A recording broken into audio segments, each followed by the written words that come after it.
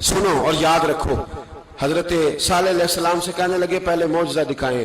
تو حضرت صالح علیہ السلام نے فرمایا اونٹ کہاں سے پیدا ہوتے ہیں؟ کہا اونٹنی کے بطن سے. فرمایا آؤ میں تمہیں پہاڑ کے اندر سے اونٹنی پیدا کر کے دکھاتا ہوں.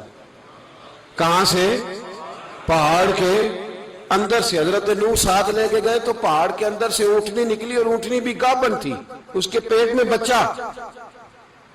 اور اونٹنی اتنا دودھ دیتی تھی کہ ساری بستی دودھ پی جاتی تھی, پھر بھی دودھ بچ جایا کرتا تھا.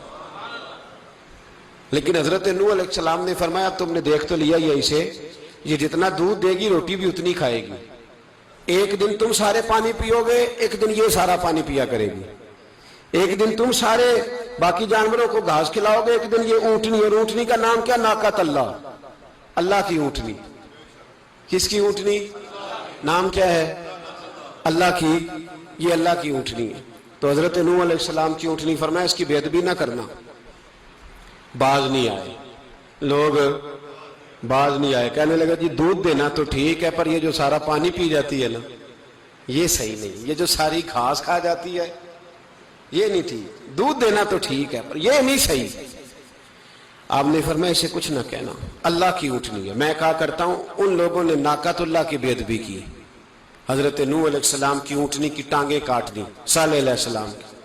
اور دیکھو اللہ بڑا بے نیاز ہے, اگر پیدا کرنا جانتا ہے تو حفاظت کرنی نہیں جانتا. لیکن رب کریم نے فرمایا نہ کرنا. انہوں نے ان کے پیر کاٹ دیے, کانوں پہ چھریاں لگائیں. اونٹنی جب مر گئی, اونٹنی اللہ تبارک و تعالیٰ کی وہ اونٹنی جب مر گئی تو حضرت صالح علیہ السلام کی قوم پر رب کریم نے زلزلہ بھیجا.